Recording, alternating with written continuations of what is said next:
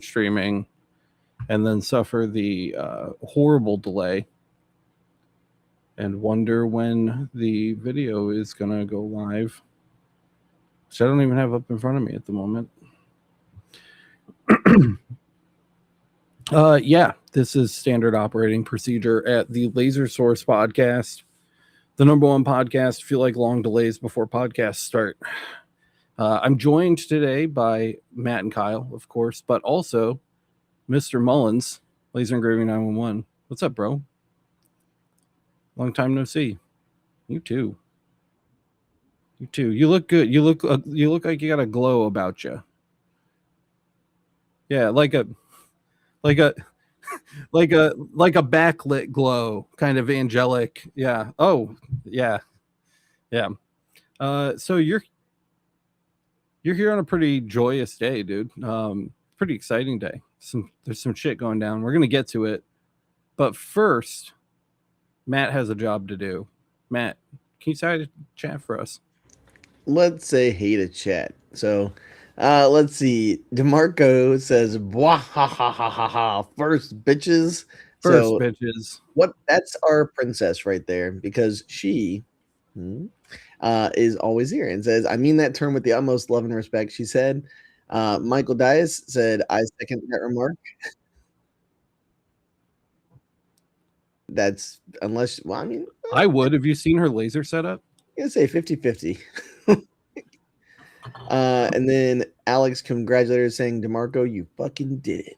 Wow, you did it. That was crazy. It blew my mind. I was not expecting it today of all days. You know what happened? They clicked the notification. I bet you $50. That's true. I did make a big fuss about that last week. It's true. Yeah. So here's the lesson, kids. Press the bell.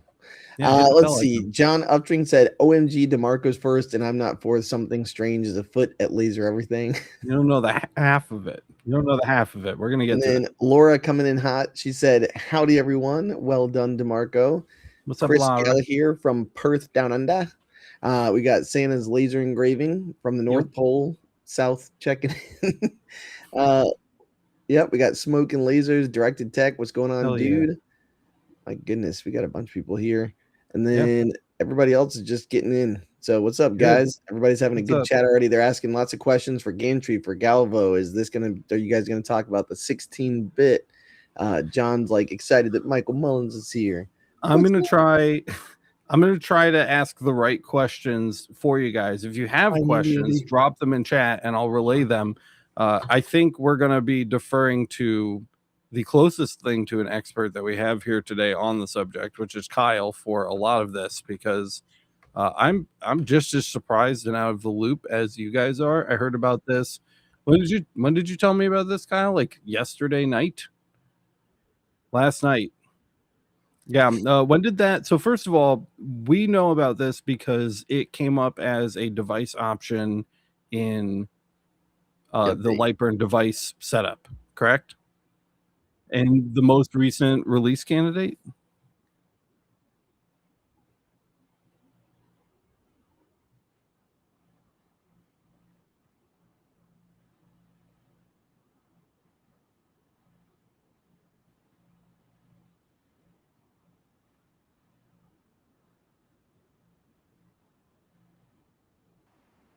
Mm-hmm.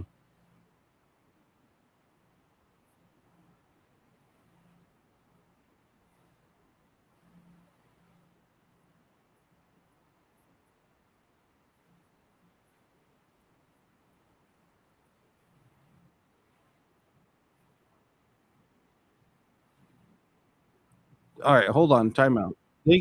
Hold up. Nobody can hear anybody except for me again, for some reason that I don't understand. So let me fix that really quick. Uh-oh. Yeah. You know, this is what you get. Michael, can you try to say something? Yeah, well, I just wanted to, you guys just jumped right into the EasyCad3. So just for anybody joining us, that's what we're, you kind of breezed Matt, over you say something? Like what we're talking about. Talking about the EasyCad3 board showing up in LightBurn now, which is pretty exciting. Yeah, and then I'm with Michael. I'm just excited to be here about that. Like, I literally yesterday, I think Michael and I started talking at like 9 in the morning because I was drinking coffee, and I'm like, "Hey, Michael, what's up? I had a question for you about the other thing we're going to talk about today." Right. Yeah, that was perfect timing. And then I was like, "Oh, it's Monday. It's not the podcast yet." And that reminds me, need to call Alex. Ooh, John said, "Yay, Mike has a voice." Yep, Kyle's about to have a voice too. Let's slap that in there and make it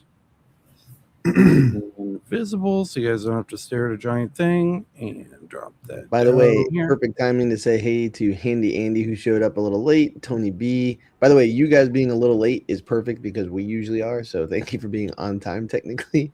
Alex Pugzu, Makers and Joe, Brennan East. What's up, guys? Smoking Lasers. I think that's everybody. There you go. Michael and Matt are good, said Makers and Joe. All right. All right, Kyle, do you have a voice, sir? Do I have a voice? Chat, yes, can you hear me? I can see it. They should be able to now. I have a voice. Yep. Cool. Hey, so anyway, sorry about that. Story. Someone saw it drop down in the menu. Yeah. So this. Okay. So yes. So to repeat. Gary. So my understanding is that, was it Gary? I believe it was Gary in Discord. Gary just happened to see in the add a device menu in the latest LightBurn release candidate. No. He saw a Facebook discussion where it was occurring. Oh, it was a Facebook discussion. Yes. Oh, okay. I see. So where EasyCad3 was an option. Yes. So of course, me being the person who's always at the computer that I am, I went ahead and downloaded the current release candidate. And it is in fact there. So basically, when you create a device in LightBurn and you go to manually set it up, the software doesn't know what it's looking for. You have to tell it. So it has a list of different types of controllers or control types that you're telling it to look for and how to operate. EZCAD3 is now in that list, which is obviously indicative that they're getting to the point where they need feedback of whether or not it's working and what kind of bugs are out there that they need to fix. And obviously there's some level of communication happening between LightBurn and EasyCad3 now. Yeah, well, that was my first question. Do you think that this is happening in partnership with them or in spite of them? Hell no. I don't think it's happening in partnership with them. I recall there being a conversation where BJJCZ said they're not interested in a partnership in that way. Yeah. Which, to be fair, it's their product. That's fine, but it obviously is not stopping LightBurn. I have an idea. We've been enjoying the spoils of that conversation for the last couple of years now. But yeah, so I feel like if it was in partnership, this probably would have happened sooner. But obviously, that's just my opinion, and I certainly don't know that for a fact. See, I wonder if working on MillMage, they didn't come across something that helps with that Z component, because I mean, if you're doing MillMage, you have to throw in the Z component on stuff. Dude, I wouldn't even expect that at this point. My guess would be that communicating with the control card at all. Yeah, just like this is going to do at most, again, a guess. I don't know. Throw it out there. I would assume this is going to do at most what you can do with an EasyCad controller out of the gate. I doubt that they'd just like pop that in there and be like, oopsie, oh no, it's like Z control and 3D models and stuff. Like, it's not gonna fall out of the sky like that. I think if anything, they're gonna probably want to nail down just basic 2D marking with the card and the encryption they have to deal with and all those other kinds of challenges and hurdles. We've had Jason on to talk about those specific hurdles that they'd have to overcome, and it sounded like just an impossibly large amount of work. So I'm really shocked to see this at all, and I can't help but wonder if it's a mistake because I'm looking. It is not. Well, Chris Gallagher said reading changelogs sometimes pays off, and John backed him up and said, "Yep, as a software dev, changelogs are something I always read because sometimes they're better than the formal documents that come out." And honestly, Yeah, that's okay. probably Fun fact on that. I did check the change logs. There's no mention of EasyCad3. But What- now, well, now that's what I'm saying. Now Alex is in the lead again with his theory. Well, I'm looking at the news page. LightBurn's usually pretty good about publishing little blogs about like release, snippets even about it, release yeah. candidates, not just full versions. And the last one I see is from December 22nd, 2025. That was the LightBurn 2.1 RC. What version are we on now? That's literally what DeMarco just asked, by the way. She's like, does this actually have a specific name or a V number or what? It's 2.1 RC-6 was yesterday, and I believe they posted a new build today as well. Well, that's So here's the I don't thing. see, there's not shit about that. So I don't. Yeah. So here's the thing, right? Jason actually responded to the post that came up and said, we don't support 3D heads yet. So far, this is 2D. Functionality comparable to EasyCad2 boards. Interesting. It's also still very early.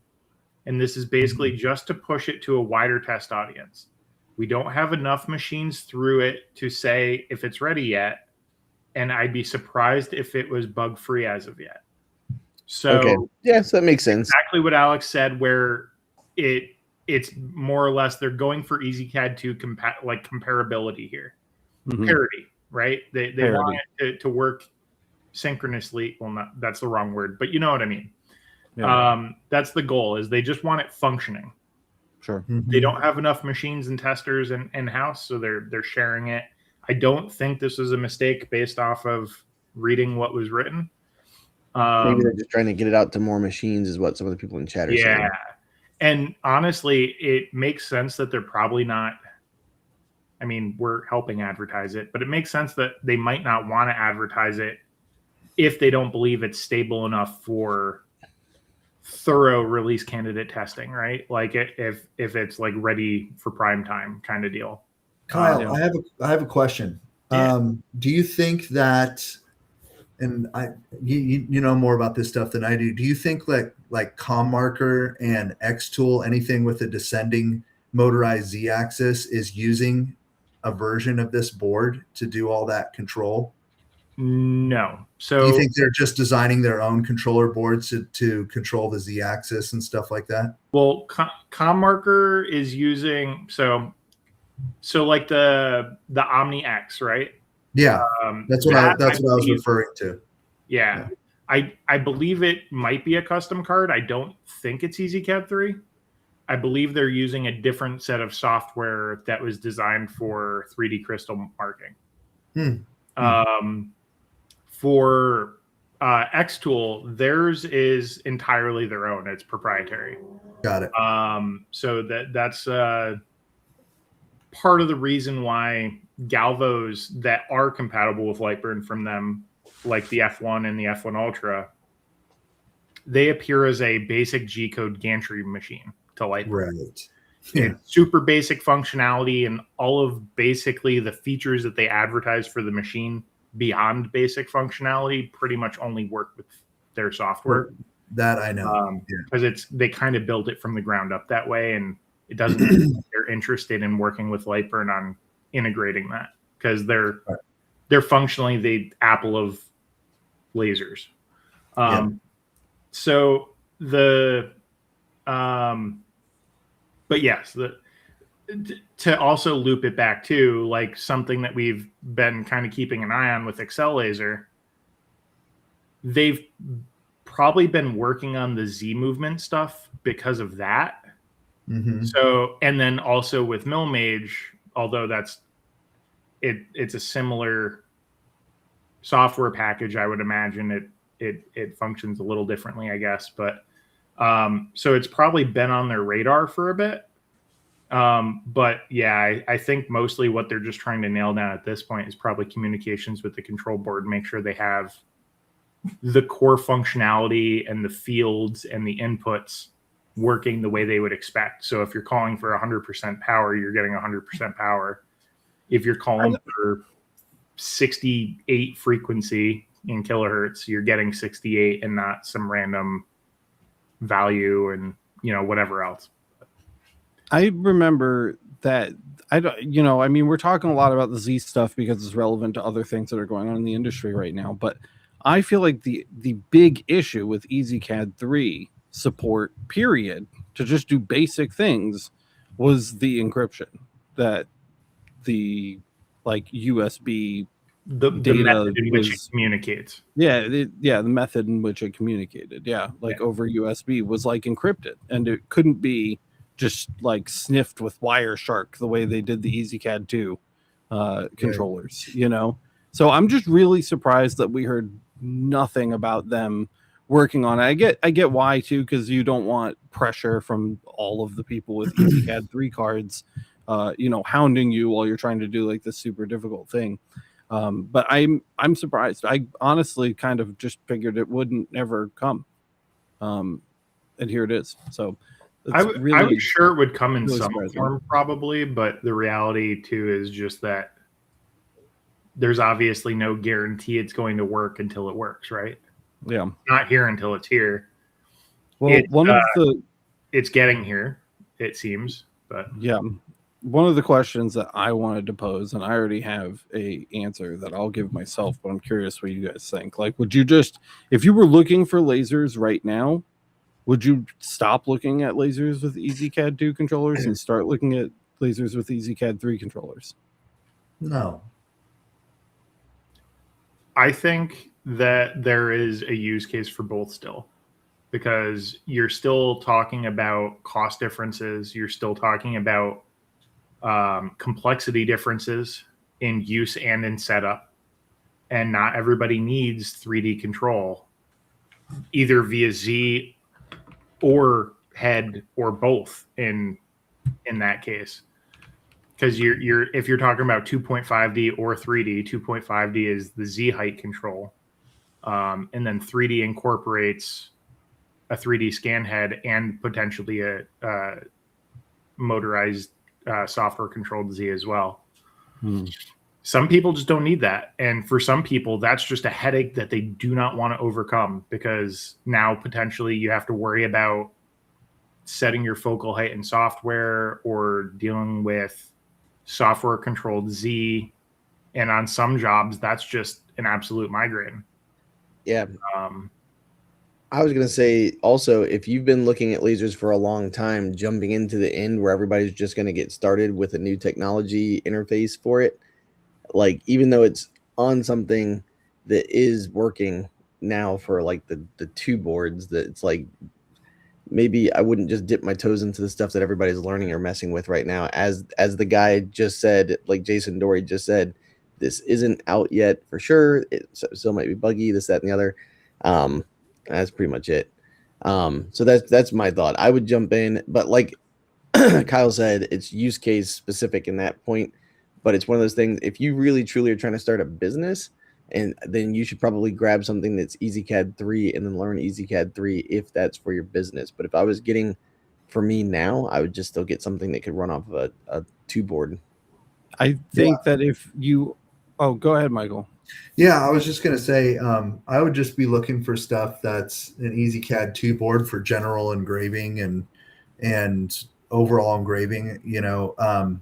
I had if you have a specific use case for some of those EasyCad3 features, example, I had a customer a few months ago, last year, who was trying to make these these stainless steel. She had the files. I'm getting there. She's trying to make these stainless steel foot files for corns on your feet. Right. Hold on. I know it's getting real gross here. I'm going to bring it on. I'm about to mute you, buddy. Yeah. Anyway, it was a very specific product, and she had the STL files for these microscopic burrs that needed to be engraved into the stainless steel. And they were very specific diamond shapes, all, to create like a sanded surface, but they were very, and I ended up telling her, you're going to need a laser machine that's running EasyCad3 to be able to load that file that you had designed for you, because you're not going to be able to depth map something like that with one of these AI generator depth map things. It was very specific to create these microscopic burrs. And Sure. EZCAD3 board can do that because it can accept those type of files. Yeah. My advice to my own question would be that if you do decide that you need the features of an EasyCAD3 machine, you have to be prepared to use EasyCAD3. I think that's kind of like the big takeaway right now.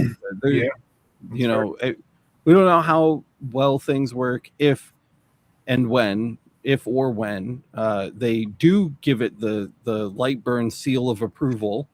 You know, that would be a different story and we can have a separate conversation. But until they say as much, I would just assume you are going to have to learn and get good at EasyCAD3, which is something there are far fewer learning resources available for. So you're going to be largely on your own. We get coaching requests all the time.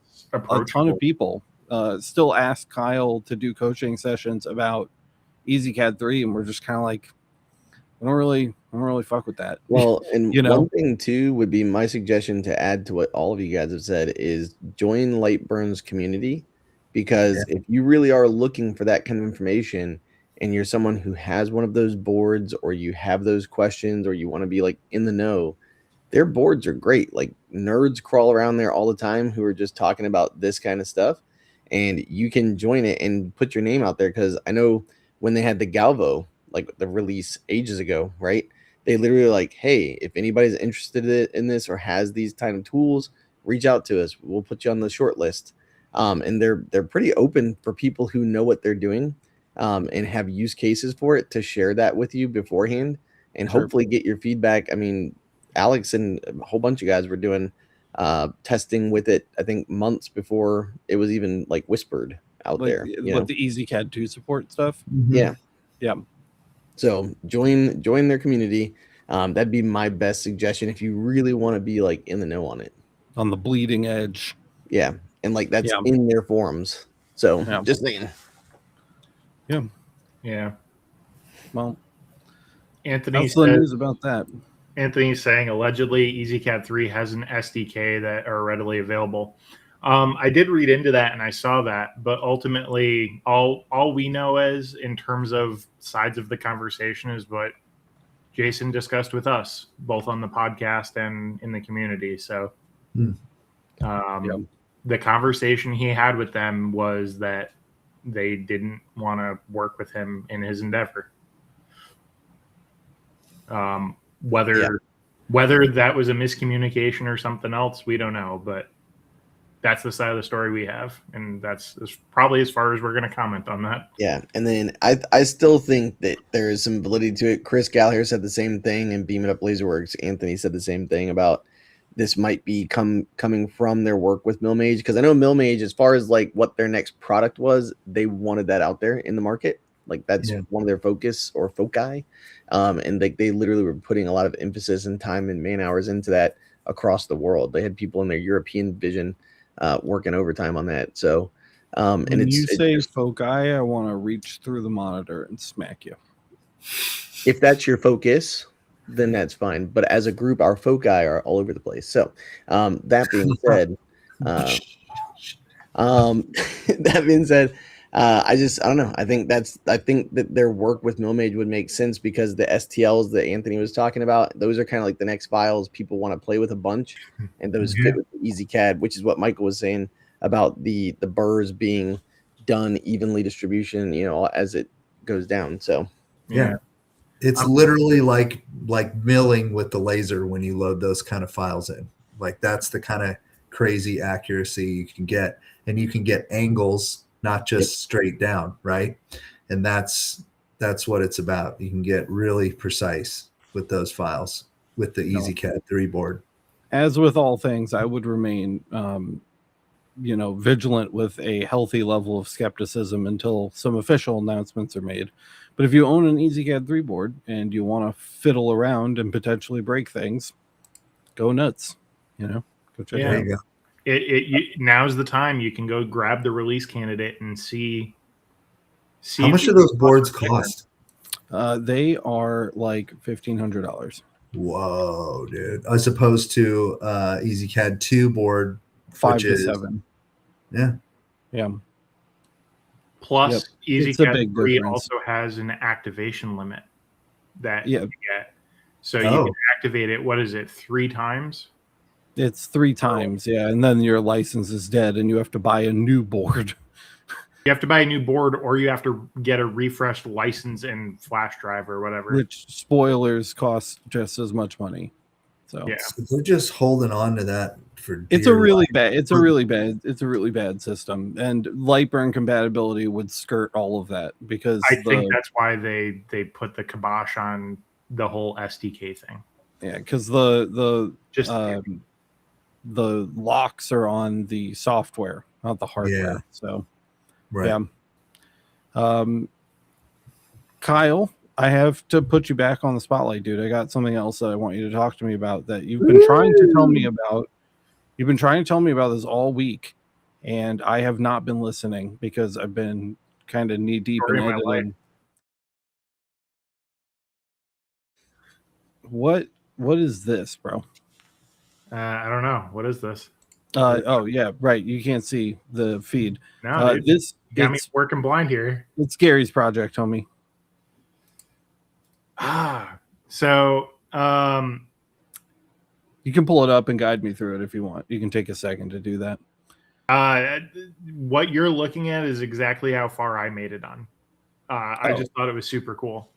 Okay, cool. So, well, I wish Gary was here to talk to us. I wish Gary was here to talk to us. So Gary, our boy in the community, he did some coding with some AI and magic and whatever else, and he worked on basically a laser power calculator. Yeah, that's what he called it. Cool. So it's pretty far along for a side project, which I think is what he would classify this as. There's a lot going on here, but basically the idea behind it is for, lasers that are running, different millijoules and frequencies and pulse widths and et cetera, et cetera. The idea is to try and calculate the difference to accurately convert between stuff. And if you scroll down to the bottom, it tells you what kind of outputs you'd expect out of something like this. Yep. So there's a lot going on here. Scroll down. It's quite intense. Yeah. Average output power, pulse energy, peak pulse power, pulse overlap. There's a lot here. We were actually having a conversation about how some Max and Rakis Q-switch sources, they have a variable pulse width, but it's based off of your frequency selection. It's not a explicit value you can set on those models. So it's kind of, we were talking about trying to figure out, he was trying to figure out a way to implement calculating that properly. But hey, he's in the chat now. He says, hey, that's my tool. It's our boy Ace the Pig. We were just checking out your tools, sir. Maybe when he's a little further along and he feels confident, because I know like this version that I'm looking at, this is version 4.15, which he dropped in chat like right before the stream started. I mean, he's like constantly revising it and making changes, and there's a ton of conversation going on in the Discord about making those changes and improving the tool and getting things right. If you're interested in reading about that, I would highly recommend you go check out the Discord, and that is in the dev channel. Let me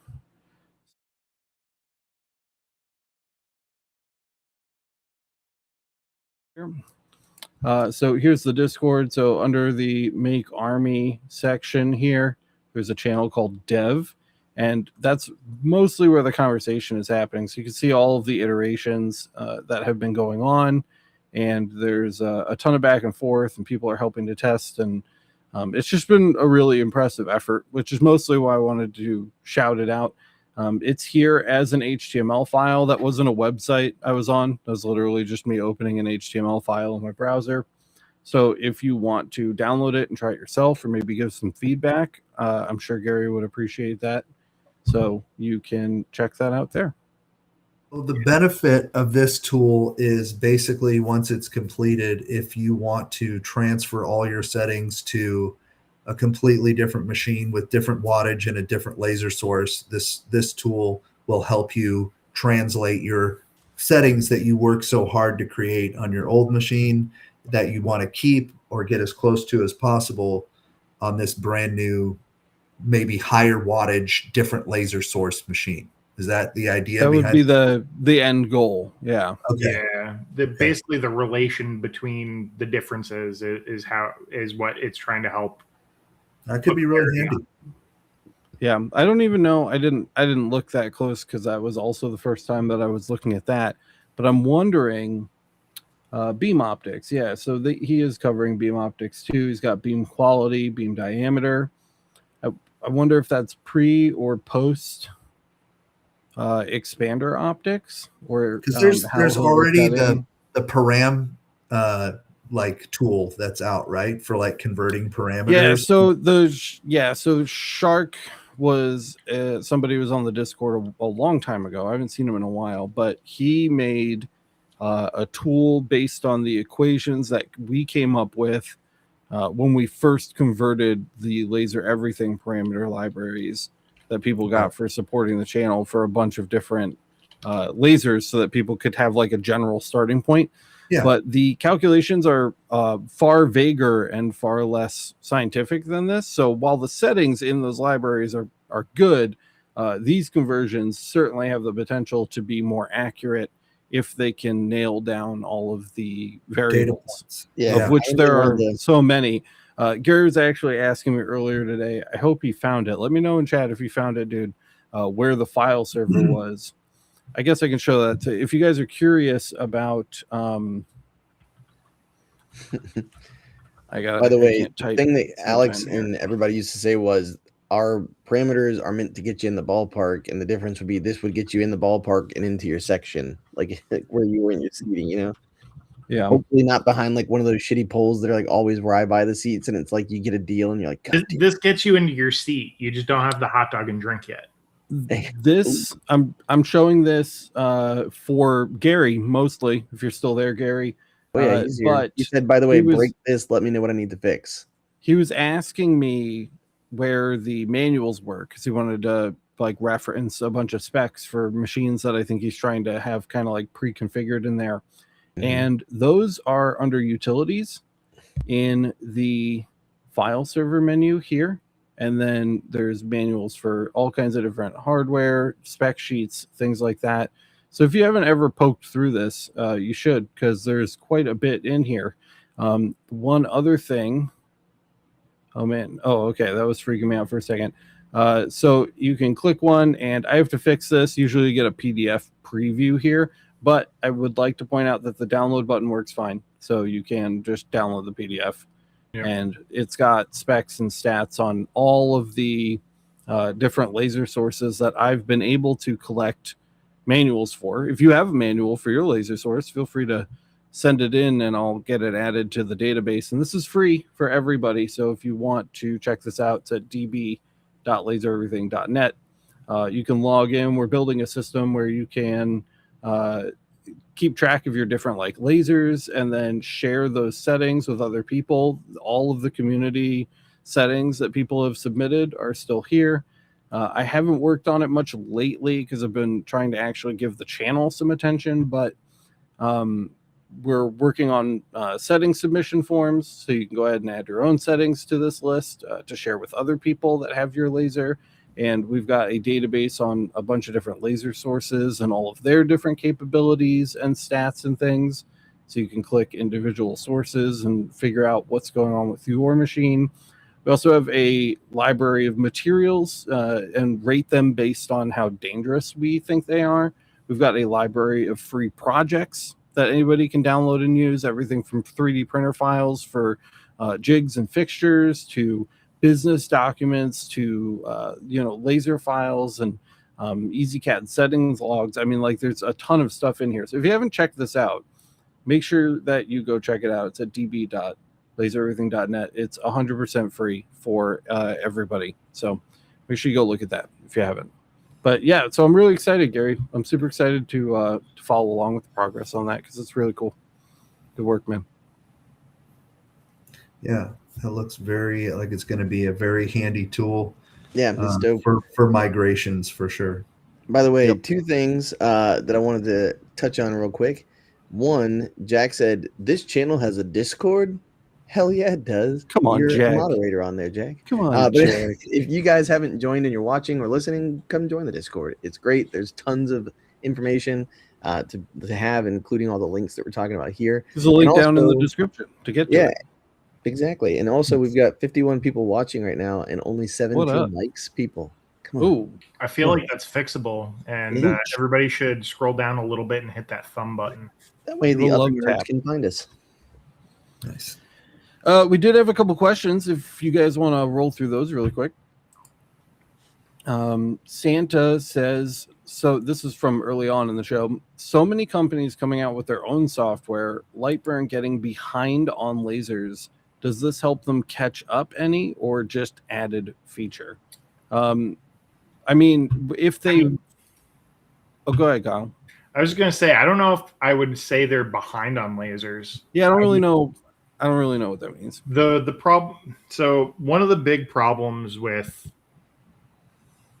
so many lasers coming out, and again, I don't think it's them being behind, but a lot of the lasers and laser companies that are coming out are going the route of like custom control boards or less common control boards. And just like in the 3D printing industry, where you might buy a 3D printer and it comes with software and it's quote unquote their flavor of software, it's like when somebody forks a copy of Orca Slicer and makes it their own, but they rip half the guts out of it and it doesn't work as you'd expect, or it works differently. That's not always, like, when it comes to the controller side of it, LightBurn can understandably only focus on so many things at a time. And also, if they can't get their hands on every laser, it doesn't make sense to do that. And also, if they only have like less than 1% or a fraction of 1% of users using that machine, it doesn't make sense to focus time and resources on implementing specific use cases for it. Going back to what I was saying about Xtool before, Xtool has their own proprietary software and hardware, and for that reason, we know Xtool has a pretty big market share. They're like the Apple of lasers right now, and that's not a bad thing.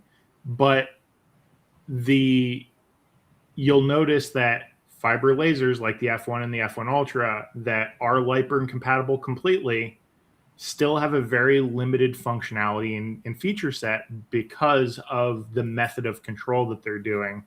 And LightBurn wasn't built to treat galvos like a gantry or gantries like a galvo, and vice versa.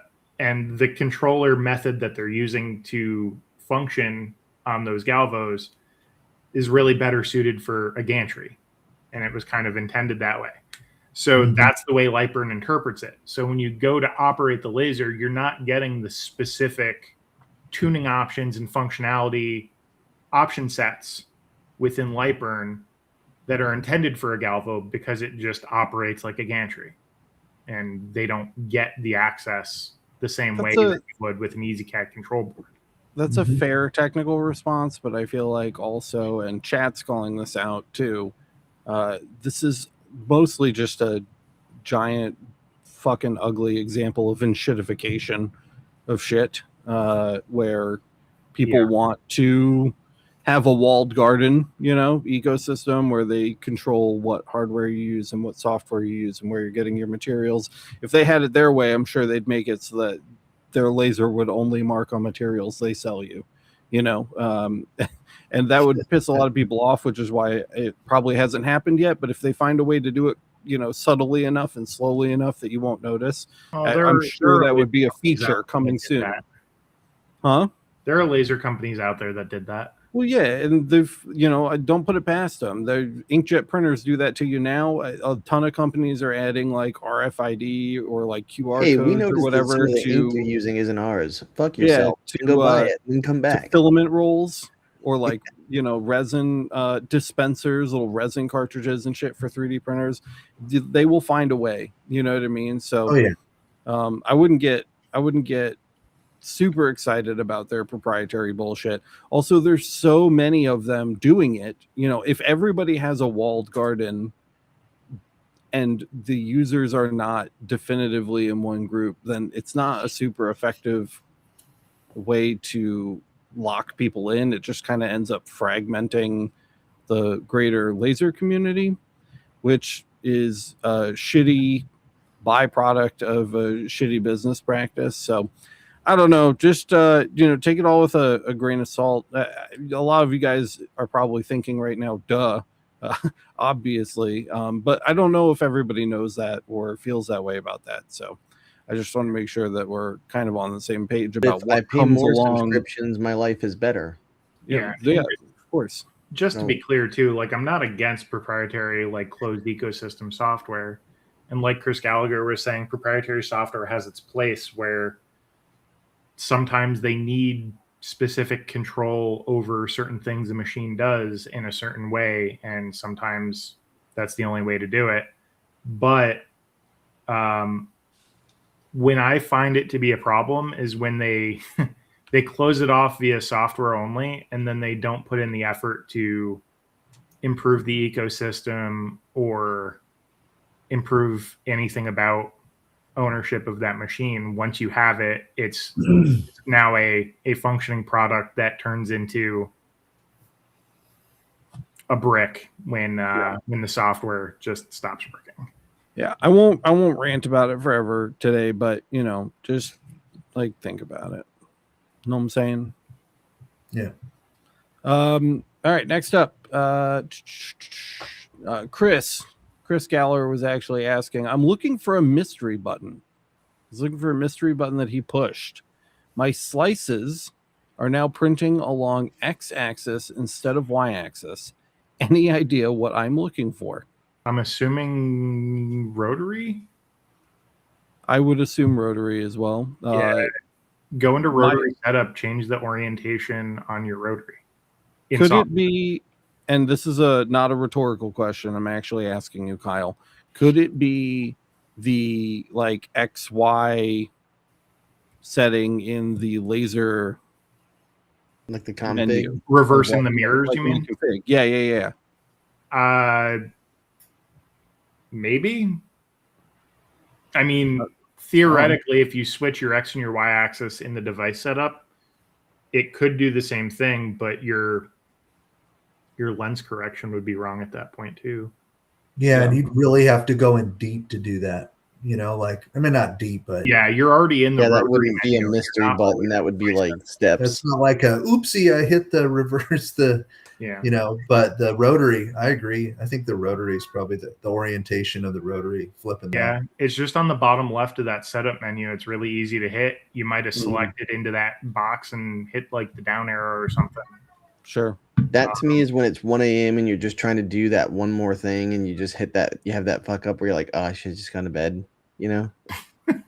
You're just because I've done that so many times where like I just and then shit starts breaking and you try to fix it and it just gets worse. And you're like, yeah, and then you're just like, I'm going to bed. One more thing. I've done that way too many times. Yeah.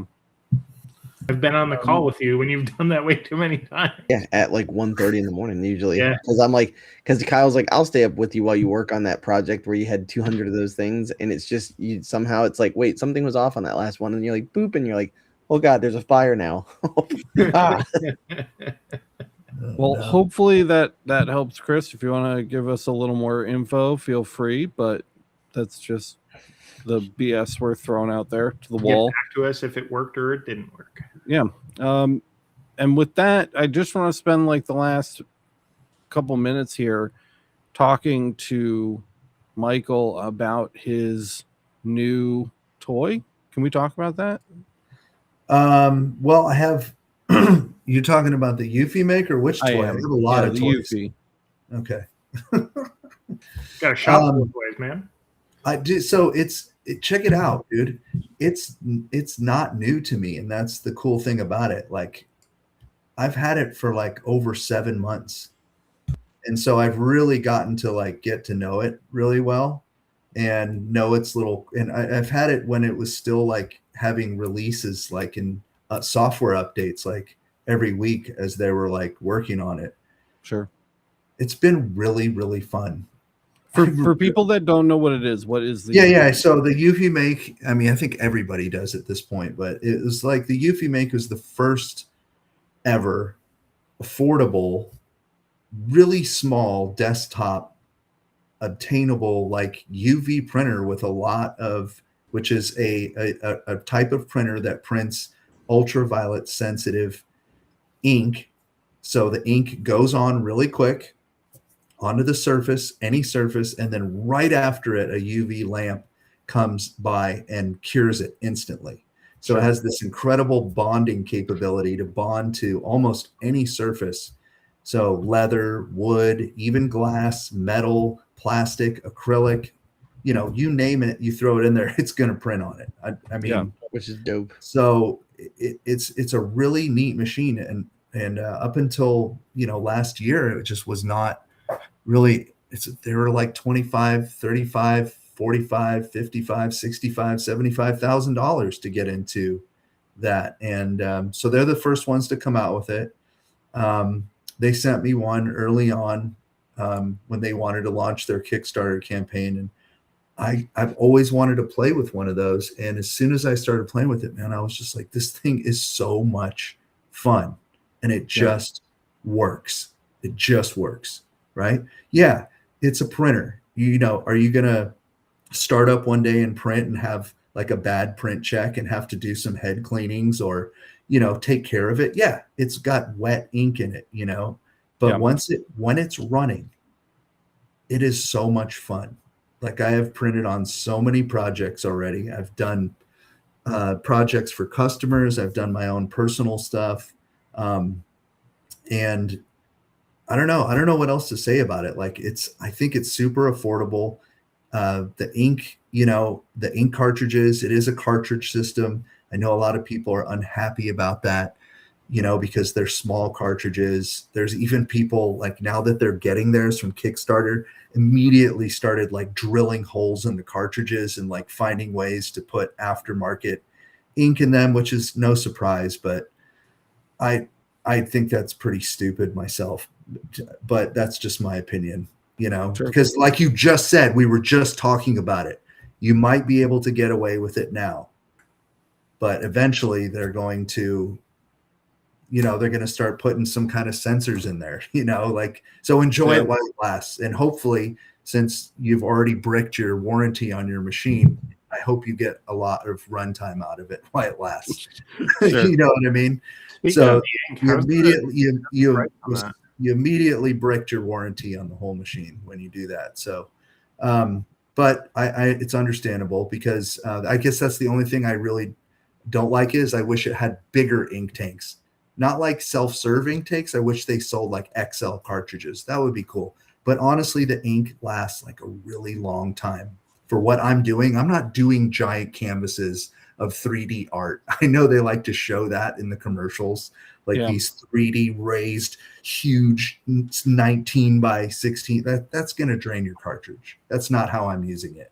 Sure. I'm branding products for customers with it. They dig it.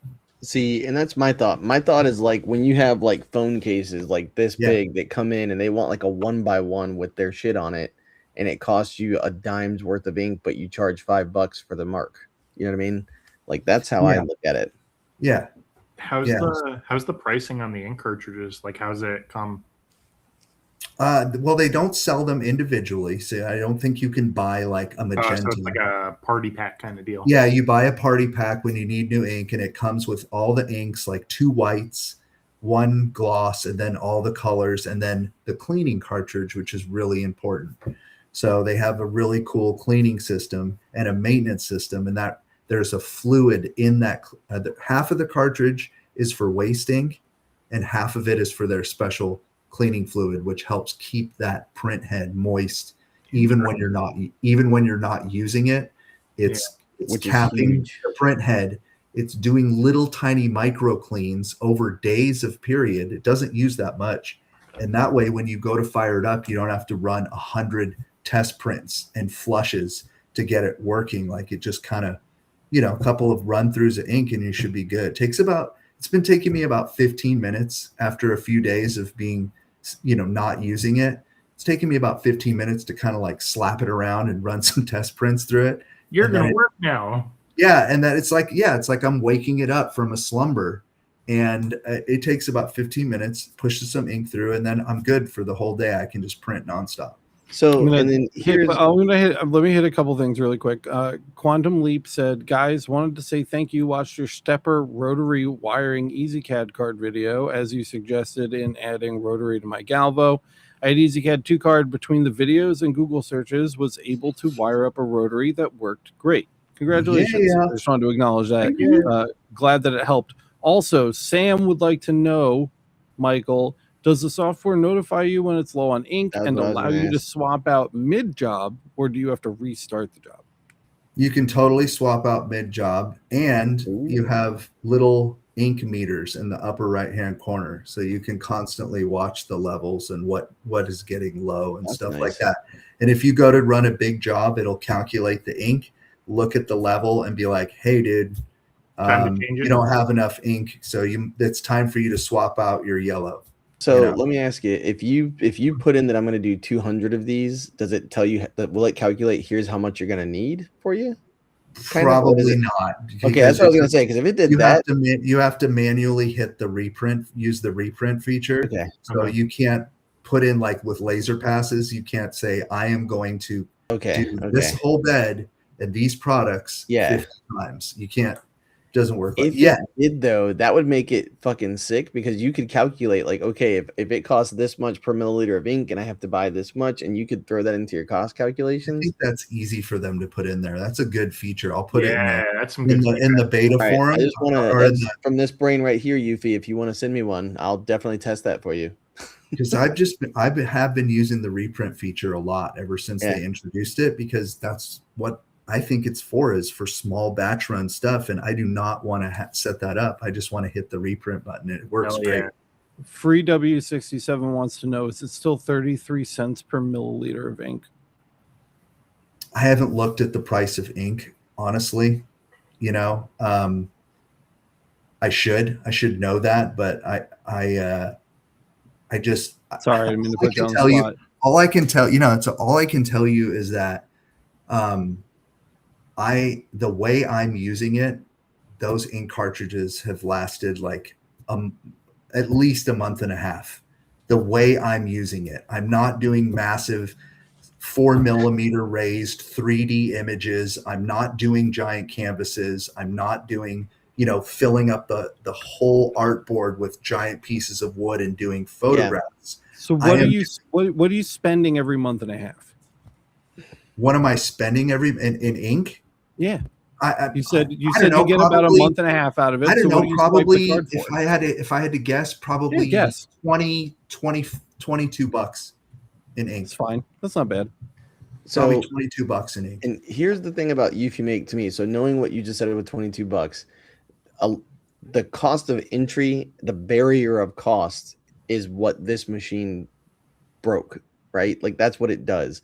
Like a lot of people who wanted to buy a Galvo machine 5 years ago, $6,000-$7,000. People don't have that kind of fuck around money. Taking out a used car. Right. Yeah. So you're having to go to a bank to be like, hey, I need $5,000, or you're getting a business credit card and you're putting that shit on it and you're like, I have to pay this back. If you go on questions sorry. So no, it's okay. I'm interrupting on purpose because we do have like 5 minutes left. So I just want to make sure we get to them. But finish your thought. Sorry. Well, that's what I was going to say. So because I hear a lot of people who are like, yeah, but it cost them. And this is where our conversation, to tie it back to what we talked about earlier, this is a proprietary system. They want to keep you in their system. You have to use their coded stuff. But here's your other option: $10,000 fucking dollars just to get it to your door. And you still don't know it. So to me, this is like buying a com marker where it's like a 20 watt and you're playing with it. It's specific use case for smaller batches, like Michael was saying. You're not loading up 50 jobs on it at once. So that's where, to me, that's where the value is, because this is one of those things you could resell down the line and probably get your money back, if not like what you paid for it, pretty damn close, because there's probably plenty of shops close to you that for like $1,800 to $2,000 would buy that machine off of you in a heartbeat, because I can go to the bank and get that in cash with no questions and just come to you and grab your shit and leave, right? So that to me is what this kind of machine does. If you did decide like, hey, I'm getting a lot of jobs out of this UV printing and I want to buy a big boy to play with, you know? So learn the basics, get the skills, see what it's like, and then also be able to go further from there with what you learned. And I just want to say, up front, you guys already said they sent me the machine to review, right? That's part of what I do on YouTube. But I will tell you, in the last 3 months, the amount of money that I have made in 3 months would have easily, using that machine, would have easily paid for the cost of the machine in only 3 months, just from little side jobs here and there, personalizing things for people, you know? So, if you're set up right, you can, whatever the 2,300, whatever they're selling it for now, like, it is not that hard to make your investment back with this machine. Smoke and Laser says it sounds like you should just bill a new cartridge per job. Why not? Which, word, that sounds right. DeMarco wants to know, is it still Kickstarter delivery times, or are they producing machines on the regular now? Do you know? Ooh, that's a good question. I hear through the grapevine that and you guys also heard the news that JPP is now an official distributor, right? They're not going to let them down. They know they got a huge customer database. I hear through the grapevine that April, May are going to be some amazing times for anybody wanting a UV Make printer. Not just the backers will be taken care of first. Yeah. But I hear that April, May, June is going to be ready to rock and roll for anyone who wants one. Coming to a JP Plus near you, summer 2026. Yeah. I like and it. by the way, that's literally how Michael's on the show today. Is yesterday at like 7:15 in the morning, I got an email saying something about UV Make. It might be coming to JP Plus soon. Like, here, click here, learn more. And then I was like, oh shit. And I literally had a bagel in my hand and I was like, I'm going to text Michael. And then I didn't realize it was 7:15 in the morning. And I'm like, oh shit, I hope he's awake. And he's got kids. And so like literally like, coffee in hand, I'm like texting him about it. And that's where, and my question was, hey, I'm thinking about buying one of these because it's my money that I'm paying for with it on that one. And my second text was, I'm pretty sure I said, hey, could you, like, did you make enough money to pay back the like $3,000 is what I think I texted you. Cause in my brain, I'm just figuring 3, like, would I make $3,000 back in 6 months? And it was like a pretty quick, yeah, so that's kind of, cause like really the thing is what's happening is all the people around us, like, I don't know about you guys, but where I am in Tampa, which is a major city, like there's just tons of people posting, hey, I can make laser cups. Hey, I can make this and that and the other. And so you got to be able to do something more. And this is to me how for like $3,000 or less, I can either jump in that game, see if I want to mess with it. I might get it and be like, this sucks. I don't want to fuck with this, but how do you know unless you get one? I don't think so, dude. Because I don't think so either, but I'm just saying for $3,000, it's worth a risk. They spent, I feel like, an equal amount of effort on the software that they did on the machine as well. So the software is very, very user friendly. So Nice. thing Alex down at the bottom, Pugzoo said, very annoyed with Eufy even after the campaign confirming they would ship to Alaska. Whether or not they would ship it, after they had shipped, they recalled it and just issued a refund. Not sure. Yeah. Like, Yeah, but no, my thing would be with JP Plus, you might have better. Yeah. True. Like, Maybe. they might have better shipping routes because those companies do work with different companies. I know, like, shipping companies I know work a JP little Plus differently ships with to like larger Alaska. companies like that. Yeah. Your stateside. Last question, moving us along before we wrap for the night. Quantum wants to know, how long does the print head last? Oh, good question. Well, it's probably Have you changed one? I have changed one, and that was because they upgraded the model from the first beta unit that they sent out. The very first machine I reviewed, they started using a different print head, and they said, So hey, it wasn't an end of life situation. No, it was no, more no, like no. an upgrade to be stock with the shipped unit. 1 correct. to 10, how hard was it, by the way, for you? to change the print head. Yeah. Oh my God, it was the easiest thing in the world. There you I go. have never, ever seen it. I mean, the video walks you right through it. And it was like two Nice. screws, a little cloth, some gloves, detach the hoses. Literally the whole thing comes out, put the new one in, put the hoses back, close it. Like, See, it to me, was that sounds- amazing how that's dope. they built that and made it user friendly to swap out. To me, that's like when bamboo, like when I had to mess with my my feeder, it literally was like, hey, it says if you're like as the actual machine turned on, it centered itself like it usually does. And then it said, if you're doing this, scan here. And I literally scanned a code, and it was like, here's the video on how to do this. And I was like, oh, fuck yeah. What do you guys got know there? You know what this is? A Roomba. It's not a Roomba. It's a Eufy, bro. That's a UV 3D It's a printer. fucking- That's actually a 3D printer right there. This is so funny.